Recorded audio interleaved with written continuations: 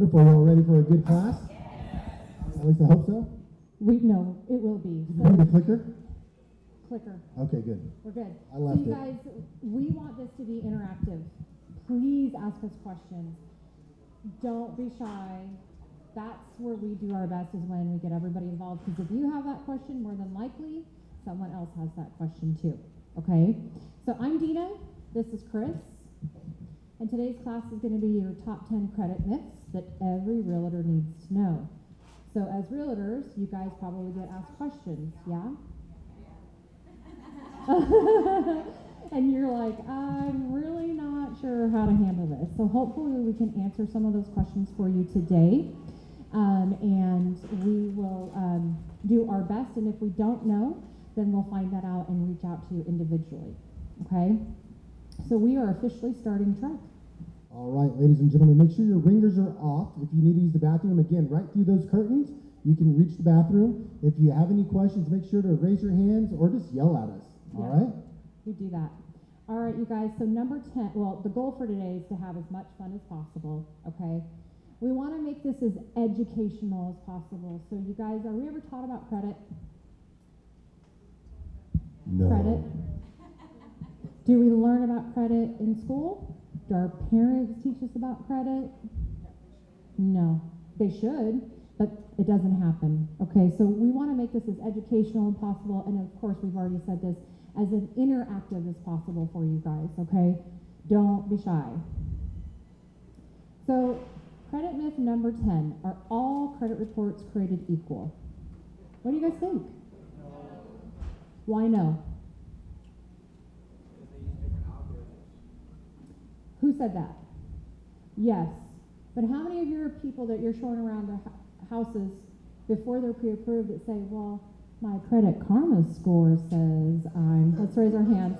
How many people hear that all the time? Okay? So one of the things you can always do to save yourself some time is have them get pre-approved with one of your loan officers. Credit Karma, you guys, is usually, Chris, how many points difference is it usually? I mean, it really varies based on what lines of credit they have open, what ratios and all that. But generally, rule of thumb, I see a 40, 60, sometimes 80-point difference between a mortgage credit report and a consumer credit report. Now let's go on and make sure this is clear. This class is towards buying a home, towards mortgage-enhanced credit reports, not consumer reports, not Credit Karma, myfavoritecreditscore.com, et cetera, et cetera. All right, guys? Yes, so you're right. The different algorithms is correct. So Credit Karma uses Vantage 3.0. And then when you're looking to do a home loan or refinance or HELOC, they're looking at Equifax, which is Beacon 5.0. They're looking at Experian FICO 2, and then of course TransUnion FICO Classic 4. Okay, so there is a huge difference. So always try and get your loan officer involved if they haven't gotten a pre-approval yet, or if they say they're looking at their scores through Credit Karma. There usually is a significant difference. What I'm saying is not always on consumer reports do they report to all three bureaus depending on what the creditors are paying to report to, which is 100% true. It Yep. all depends on what they're paying to report. Remember, credit bureaus are not government entities, right? They're companies, and the creditors, collection companies, they're paying the credit bureaus to report this information. Who polices the credit report? What's that name of that government, that entity? Who's in charge of policing the report on a day-to-day basis for you? It's me, myself, and I, okay? I'm responsible, all right? So while there's other entities out there, you got the FBI that investigates, you have the FCRA that has put in guidelines and rules, right? But the day-to-day policing of your credit report lies upon you, lies upon your clients, okay? How many of y'all monitor your credit reports? All right, so we got 12 out of everyone else. Okay. How often, let me ask you, how often do you look at your credit report? At least check it once a month, guys. You know, that's our recommendation. While we're talking about how inaccurate or misleading the credit scores can be on a consumer credit report, it's a great tool to leverage to see what's reporting on there, if there's any inaccuracies or any fraud. Right, Dina? Yes. Fraud, by the way, is on the rampage even more so now than it ever has been. But thank you guys for checking your report. For those of you that don't check your report, you should check it every 6 months, and if you can't do it at least every 6 months, do it once a year, okay? It's hugely important. We'll get into that a little bit later. Number 9, Medical bills don't count against my credit score. Yes, go ahead, Dina. Let them know the truth. the truth is that when you're buying a home loan, they don't count against when you're doing a home loan, like your debt to income ratio, but they do affect your credit scores, okay? So this is a big one though. Everybody's like, well, back in, what was it, last July, almost a year ago, they came out and said that if it was under $5, if the medical collection was under $500, it would be removed from your credit report. What do you guys think is happening with that? It's what? Oh my goodness, have you been in our class Yes. before? Okay, so what Yes. she said is they're bundling. For example, you have the new rule, Dina said anything under 500 is left off, right? Not reporting. But what they're doing is they're taking a lot of these $100, $150, $200, $300, $400 ones, and they're bundling or packaging them together. Right, Dina? Yes. Elaborate on that. So, Chris, we're going to use he's going to be my ex-husband today. He's going to be my example today. I'll give you an example. I have a client that I just started working with, and he had one for $79. He had one for $150, and 2 little ones and whatever. But they should be off the report, right? No, like this young lady in the back said, they're bundling them together. And guess what else is typically happening? It's re-aging those collections to the date they bundled them together.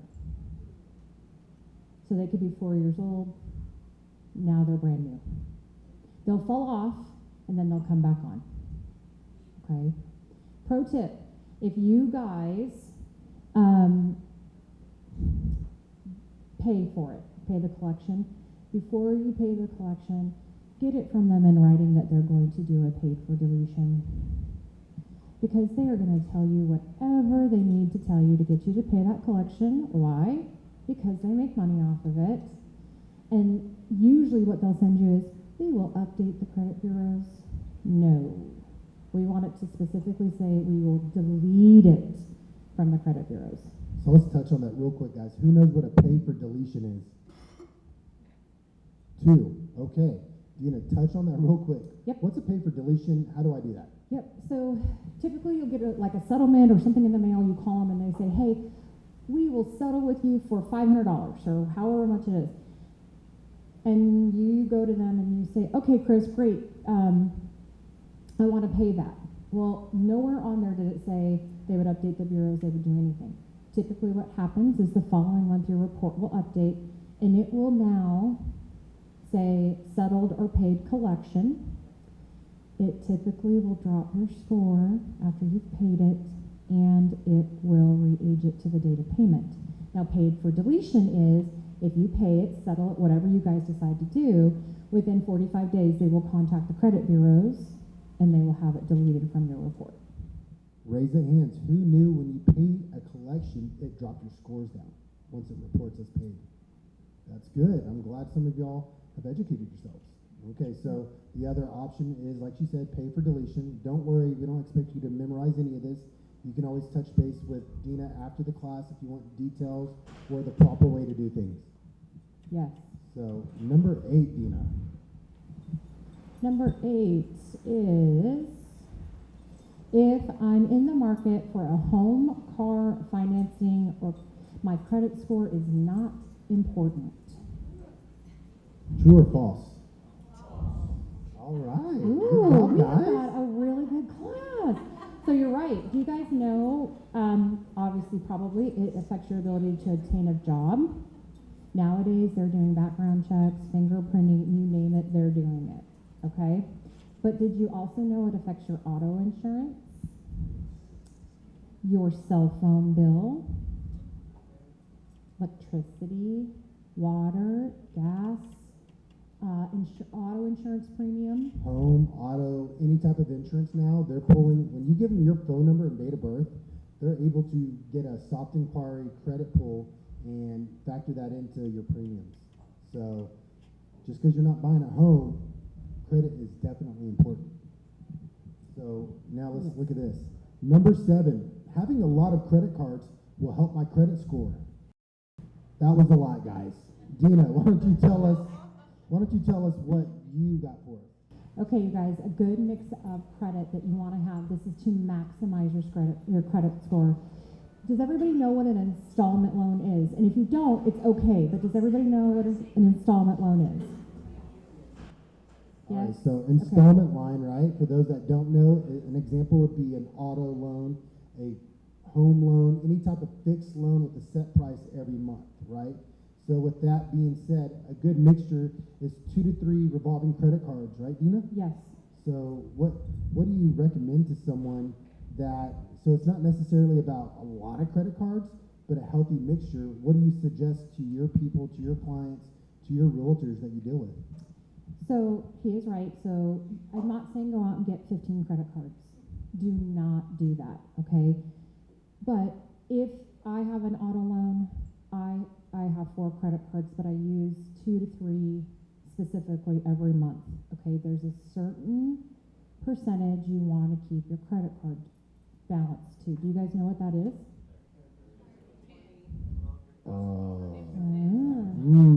Who said 10? All right, well, you get the chicken dinner. Yep. Because you're the winner. So then I'm going to show you this here on the next slide. I pay that credit card down to 10% or less of what my limit is before the due date. Okay? So every credit card company reports, we have a due date and then we have a reporting date. If you are not sure when your reporting date is, just call the number on the back of your card, ask them, they will tell you. If they're confused, don't be mean, just ask to speak to a supervisor or a manager because they may not know the answer. But you want to ask them when is the reporting date, which means that's when they're going to report that balance to the 3 credit bureaus. As long as you have that paid down before the reporting date, which is typically a week before the due date, you will not lose points. Now, quick question here. Who said 30%? Okay, I've heard a few people say 30%. So a good rule of thumb is when you have a client that comes to you, or maybe they come to your lender, and they have maxed out credit cards, you're going to hear them say 30% all the time. And the reason for that is, guys, is because if you have someone with high balance credit cards, telling them to pay it down to 0 or pay it down below 10%, that can be overwhelming for a lot of people, right? So what we typically tell people is, hey, get your card balances below 30%, because once you get them below 30%, that helps your scores jump up a certain amount. But again, the perfect balance to keep your cards at, like Dina said, is under 10%. Okay? And you want to keep it like that. The more you keep it like that, the more your scores will start going up. Okay? And that was kind of number 6. We kind of went a couple different ways with that. But remember, yes, 10% can be overwhelming for people. Try and get them down to 30, but 10% is that sweet spot. Okay? And then you're going to pay off whatever that balance is, and then repeat. Don't put more than 10% on there unless you're going to pay it off before. And then, so for instance, easy math, guys, it's been a long day. A $1,000 credit card should have no more than what balance? $100, right? Then make minimum payments till it's paid off, and then repeat the purchase, right? So to maximize your score, have your balance no more than 10% of what the credit limit is. More than likely, you're going to make the minimum payment or pay it off, but then you don't want to have your card at a 0 balance either, because you don't get points for it. How many of y'all have heard a lender to tell your clients, hey, go buy a soda or buy a tank of gas and keep that on your card? Yep. Y'all heard that? Yes. Okay. Reason being is because some scoring models in mortgage reports require you to carry some sort of balance, even though 0 you would imagine is the best. Below 10% is where they want it to maximize potential score or points on your credit report. But sometimes they want you to go buy a stick of gum or a soda just so it does calculate maximum points. Said you got to keep it open and active, so that's why we're telling you continue to use it, continue to purchase on it, keep it open and active, because a lot of times certain credit cards have different requirements. but due to inactivity, they will close them out on you. So for example, with my personal cards, I have my light bill paid by one card, I have my gas bill paid by another one. I set up anything that I'm already using cash to pay for, I'm using them as my credit cards to pay those off. So remember, something to teach your kids, again, because there's nothing like this taught in schools nowadays. But if the credit card is used as a credit building tool responsibly and safely, then they're going to grow up as a responsible borrower, right? And they're not going to get into credit card debt. It's those kids that get to college, it's their first day on campus, you have 30 different credit card companies offering them t-shirts, koozies, and all this free stuff if they sign up for a credit card, and then they're going down to the local beer store or the local Buckle. This is a true story. Yeah, it's a true story. Real life here, guys. So, but I learned from my mistakes, and I've been teaching my kids everything, and we're actually going to get onto that here coming up too. Yep. What can you do for your kids to help them establish their credit and without risking your own personal credit? Yeah. But let's go to number 5, Dina. Well, hang on, we're not done with number 6. All right, But go ahead. hey, really quickly, so he told you he does like his utilities. I do Hulu on one card because we all have streaming now. Well, most of us have streaming now, right? So I do Disney Plus on one because I have grandkids, and then I have Hulu on another. That way, I'm using it. I might as well just not have to worry about my card closing on me, right? And usually, you guys, cards can't, if they're inactive, will close. It's supposed to be after 3 years, but some can close after 2. And they're supposed to send you a letter letting you know that. So if you get that letter, don't ignore it. Because if that card closes, Chris's card's 20 years old, and it closes, what happens? I'll lose that payment history, right, guys? It gets closed out, and now my scores are dropping down. So, yes, it can be a big deal if you've had a card open for a while, and then it gets closed out due to inactivity. So take that serious. Go put gas on it, or go buy a soda or a pack of gum. Use that credit card. Don't let it close out. Yes. So I don't know if you can see this or not, but I'm going to step out of the way here. And I can email this to you guys tomorrow morning, but this is how your score is calculated. 35% of your score is payment history.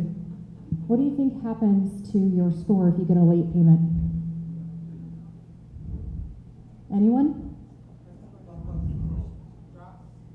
How much do you think it drops by? It depends. It depends. So I have a client that just got a late pay on a credit card, dropped him 97 points. One late pay. 30% is amount owed. That's why it's so important to have it down below that percentage. 10% is new credit. So what would be new credit, you guys? Yeah. Applying inquiries. Right? So you don't want to have your clients going out and applying for a lot of stuff all at once. It's going to hurt their scores. On an average, it can drop your score 1 to 3 points. And I have seen the 1 to 3 points make it so somebody couldn't get into a home. Dina, quick question. On that note, what do you recommend to the clients that are going through the home buying process? They're pre-approved. Do you recommend them going to Nebraska Furniture Mart and buying a home? No? Absolutely not. Okay. I was just double checking, making sure y'all are still awake. Okay. Yeah, because people will do that. I'm pre-approved. Not a big deal. And then they get their credit ran again. And we've had clients that have said, I got denied because I just went and bought all my furniture. Raise the hands. Who has had a client right before closing go buy a new vehicle, furniture, something? That gentleman's I know. laughing right now. She's shaking her head. Everybody's going like, no. So just don't do it. And then 10% is credit mix, and then 15% is the length of your credit history. So if you've got a great credit history or length card, like his 20-year-old credit card, and it closes, that's going to affect the score by 15%. Okay. Here is how the percentages affect the credit. So down at the bottom, 0 to 9.999% is 0 points missed. 10 to 19.99. You can see it just keeps going up and up and up and up on how many points you can lose. And this is the percentage, guys, not dollar amount, right? So if you're at below 10%, the 9.99, you're losing no points, and it just escalates. It goes up from there, all right? So just think about if you had 3, 4 different credit cards maxed out. I mean, there's potentially a lot of points you're losing out right there. Number 5, you guys, as far as my credit is concerned, this is one of my favorites. If my divorce decree states that my ex is responsible for the account, it won't impact my credit. True or false? Who knew that in the state of Texas, a divorce decree does not supersede a contract? Nobody knew that? Okay, we have a couple heads back there. All right, so Dina, I love this portion of the class. Can you tell us about John and Jane and his, well, you take it from here. I thought you were going to be my ex-husband tonight. Okay, I'll be John and she'll be Jane. So we get divorced, we're signing the decree, and he gets the house, I get the car, and I don't know, The Rock comes into town and we get married. I love Dwayne, whatever his name is. Let's be real. Okay.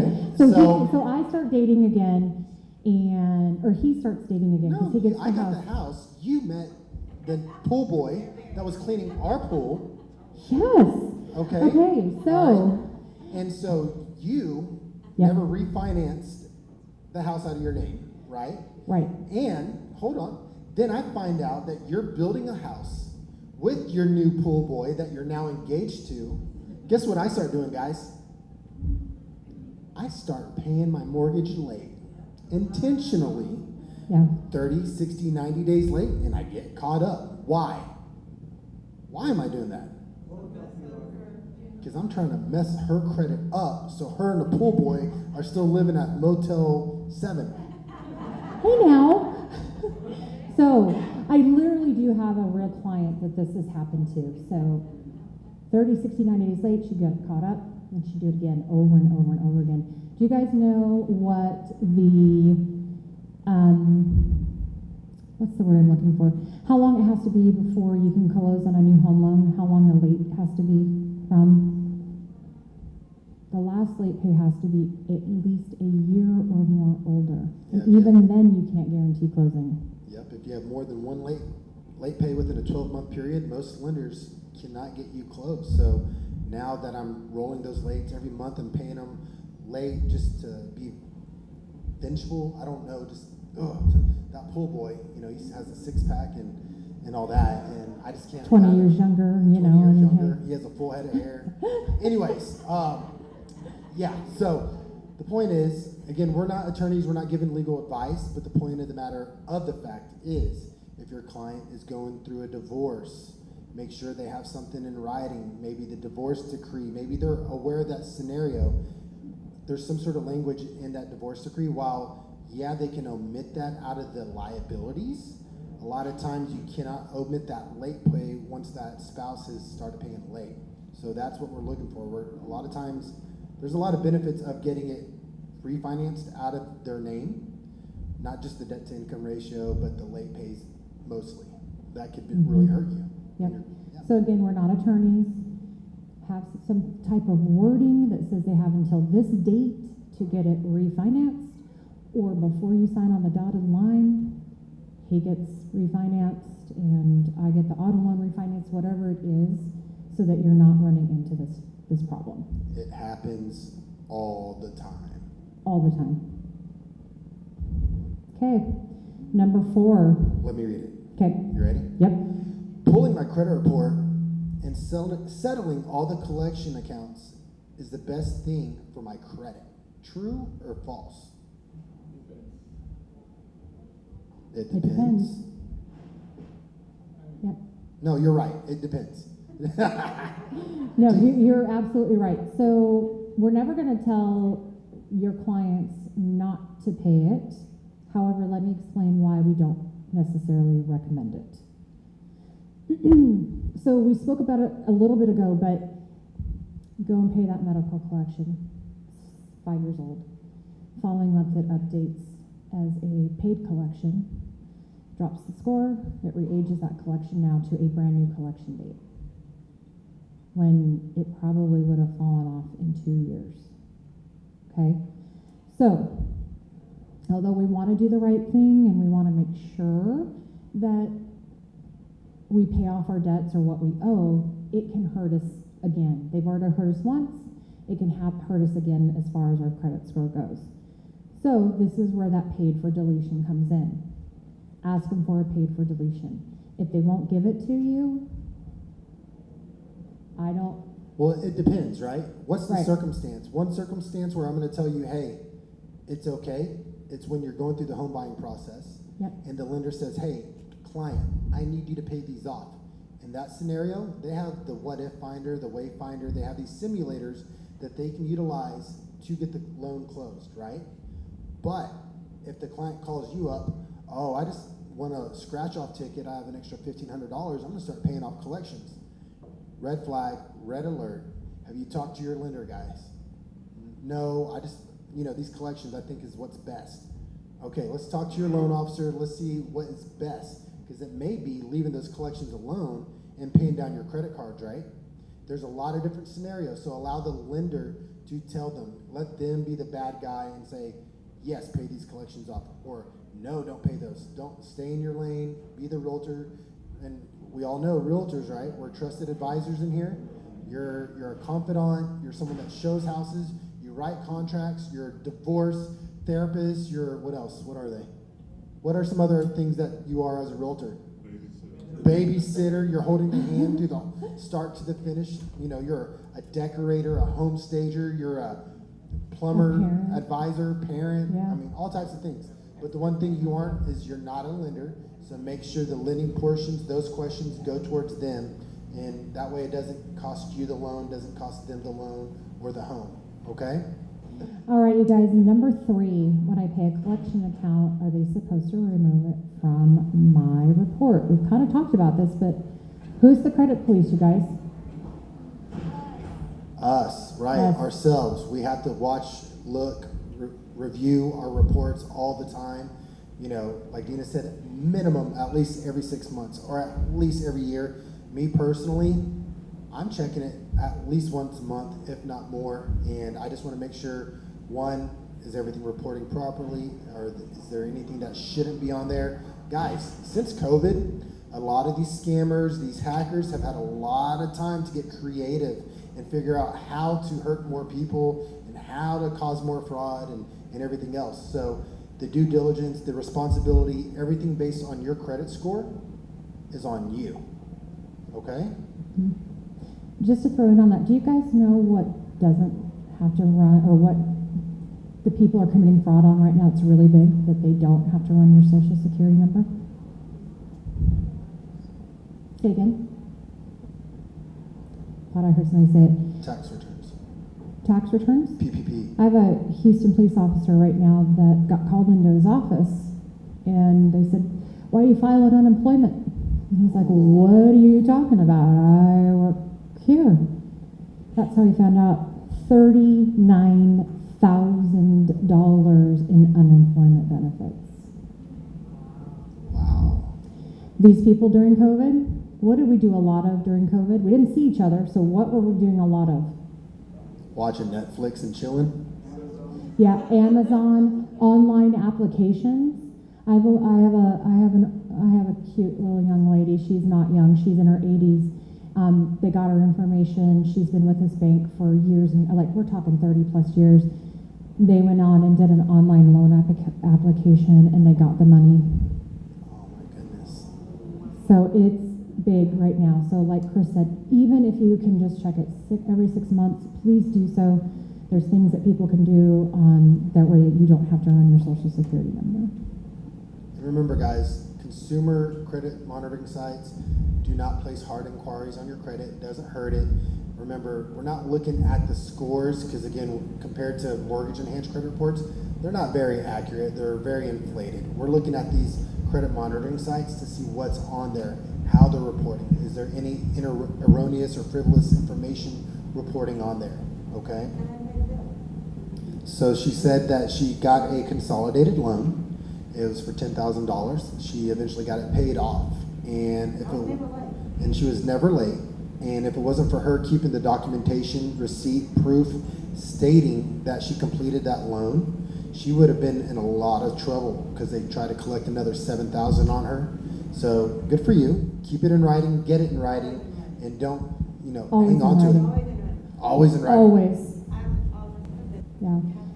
So she was just saying that she sees a lot of people that always has an apartment complex or a broken lease or a home, anything like that where they might have gotten out of the lease early or someone had to be removed from it because of a situation and they didn't get it in writing.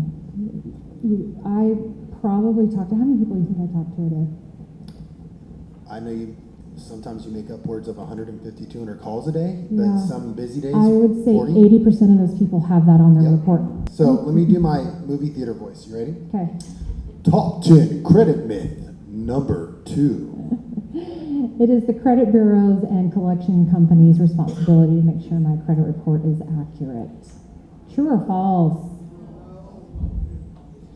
You guys, there are so many people that work there. Yes, it's getting more automated, but there was a special, what was it, 2020? A couple years ago? Tell them how many fat-fingered errors there were. I don't remember. You tell me. Over 15 billion fat-fingered errors. Now, truth be told, things are getting more automated and it's happening less and less, but it still happens. You're a prime example of that, right? So, again, you, your clients, whoever, make sure you're checking these things because it will be detrimental for you. Myth number 1. Should I use my grace period on all my accounts? No. Okay. Why Who do you- knows? Well, let's make sure Sorry. they know. Who knows what a grace period is? Raise your hands if you don't know. We don't know? I don't know, Okay, Dana. and What it's is okay. It's okay. So I'm going to use the auto loan as the example, right? Your payment's due date is here, but on the statement or the little coupon it says, but you can pay until this date and not be considered late, but you might have to pay a fee. it? Ooh, tell them about the guy. We're not going to say names because he's here today. But Oh boy. tell them about the guy that went on vacation and he was in Mexico and he had no internet. And if it wasn't for him having his payments set up automatically, he would have been late because, that was what it was. Visa had a glitch in their system, and so the auto pay didn't work either. Yeah. So, yay for a glitch in their system, right? But he was in a different country, and if he hadn't had it set on auto pay and continued to be on auto pay, he would have just caused himself anywhere from 30 plus points on a new late pay. By the way, really quick, who knows in here how long a late pay will stay on your credit report for? Forever. No? No, seriously, does anybody know? It can stay on for 7 to 10 years. A That's late forever, pay. guys. What about inquiries? Yes. Now, it's usually that month, 2 months and a couple. It could be 2 years and a couple of months for it to get all caught up and removed, but yes. Depends if the date of last activity gets renewed, right, guys? So if they Yep. get resold, bought, this, that, the other, or if you call and make a payment on something and it's not deleted off, guess what? It's going to stay on there another 7 years. You know, speaking of that, that's a great question. Do you guys know what the date of last activity means or is? Man, you're teaching this class next time. Mm-hmm. So it also can mean if you call them or you take their phone call. We do have some collection companies that will do that. Yep. Yeah, it's loose out there in the guidelines. So like you said, it can be contact, communication, payment, whole bunch of things constitute for a renewal of date of last activity. So again, make sure if your clients are telling you that they're going to do something, make sure they have it okayed by the lender or their credit professional. We all the time have realtors calling us because their clients are in a client credit program where they're getting help. And if you're not communicating with that counselor, that consultant, start doing so because it's your loan, it's your home, right? You're investing this time into this client, and if you're staying along with them for however long it takes for them to get their credit right, you better get involved. Don't rely on them because they were already in that scenario to begin with, and it's a few extra steps, right? But hey, it's a pipeline you're building when you're holding your clients along the line of not just showing homes, getting approved, but when also getting their credit in order, and it can be as simple as just opening up positive lines. It could be more than that, you know. So there's a lot of things, but the more educated you are, the more involved you are, I would assume, hopefully, the more business you're going to have. They're coming to you for the questions. All right, guys. We're Any not done. questions? Wait, we're not done. Oh, gosh. Who has teenagers? Young adults? Oh, okay. Okay, we told you how we were gonna tell you how to put your kids on the right track and not end up with a beer t-shirt and tons of credit card debt. So they're in high school, his daughter just graduated Saturday. Actually, the young lady checking you in at the front table, that's my Yes. daughter. Yes, Yeah. yes. We can use her as an example with what I did and then Yes. with what you did with Maddie. Yeah, absolutely. Okay. So actually she's like, hey Dad, she's working at Chick-fil-A when she was 16. She's been there already a year. She goes, Dad, I think I want a new car. And I go, do you now? And she goes, so will you co-sign? And I go, what do you even know about co-signing? And she goes, well, I already went to the dealership. I have the car picked out. I know what I want. They told me you need a co-sign. I go, did you fill out anything? And they said, no. They told me they needed you. And I go, okay, why? And they're like, because I don't have any credit. So I'm like, cha-ching, because she doesn't know she has good credit already. But one of the things that I will never do for any of my kids is co-sign. I will all day add them on as an authorized user onto a credit card. What that does is it mirrors and reflects my trade line onto her credit report. So without her knowing, she actually has a 740 credit score and nothing negative on Don't there. tell her. She doesn't know. She's Yeah. out there. Don't tell her. Exactly. So don't tell her, guys, that she has Don't good tell credit. her. But also, I said, what car are you wanting? She goes, oh, I want a Toyota Sequoia 2022. And I'm like, that's like a $70,000 vehicle. Like, and she goes, yeah, I make like $1,200 a month. My payment will be $1,100. And I'm like, we're not doing that. So she's still driving the same Toyota Camry. That's 2010, gets 40 miles to the gallon. But if you want to help your kids out, instead of, because you know if you co-sign for them on a vehicle, student loan, or anything, and they default, that hurts your credit as well. Yep. The loophole is Yeah. authorized user, right? Yes. So I love my daughter, but I love my grandsons more. Don't ever tell her that if you meet her. But I do love her. But when she was 16, I added her to my Chase credit card as an authorized user only. Now, adding someone as an authorized user or having someone add you can hurt you as well. It's really, really important, you guys, that you hold to this criteria. You want it to be the oldest credit card possible. Okay?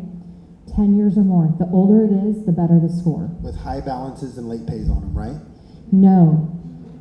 High credit limit, little to no balance with excellent payment history. Now, I'm going to call the number on the back of the card and I'm going to say, I'm going to add my daughter to this credit card. I'm going to give them all the information, including her social. That way it will report to that. They're not going to run her credit, but it will start reporting to the credit bureaus. Okay, but it has to be that kind of a specific perimeter that you stay within. Okay, they're going to say, Dina, do you want your daughter Madison to have a credit card? No, no, and no. However, credit card companies now are saying, well, we have to send a card. Great, send it to my house. What are you guys going to do with it? Put it in a safe, cut it up. Do you think I told her that she was on my credit card? No. She graduated. She graduated at 17, turned 18 a couple weeks later. She paid for her own college, got her own car, was able to get into an apartment. So you do not have to tell them they're on the card. I added her when she was 16. When did you add Jada? When she was 16. 16. Actually 15, but yeah. Yes. So if you guys have teenagers, that's a really good path, or young adults, that's a really good path to put them on. They don't have to know anything about it.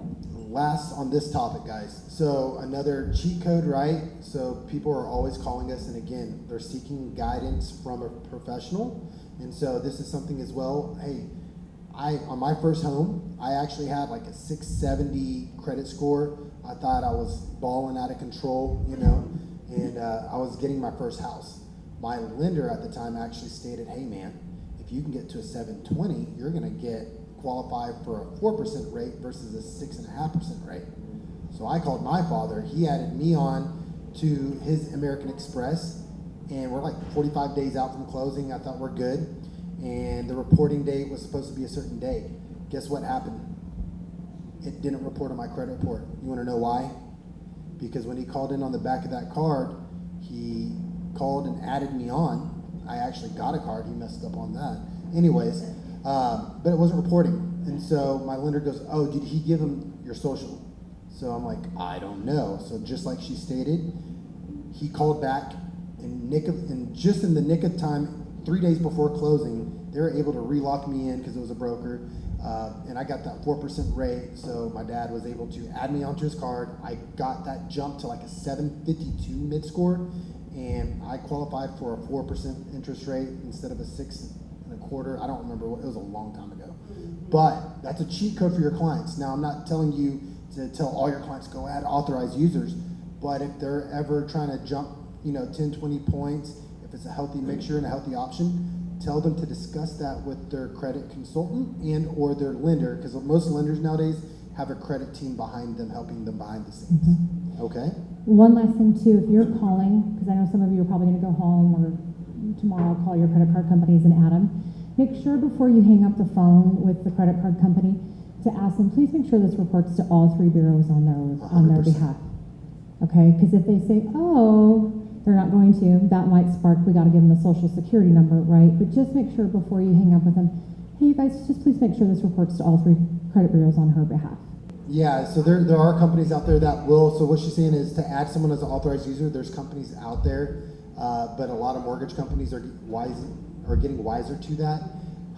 I would never pay anyone because, again, I have friends, I have family that I will seek out and ask, hey, would you mind adding me on? You can always take me off whenever you want. Yeah.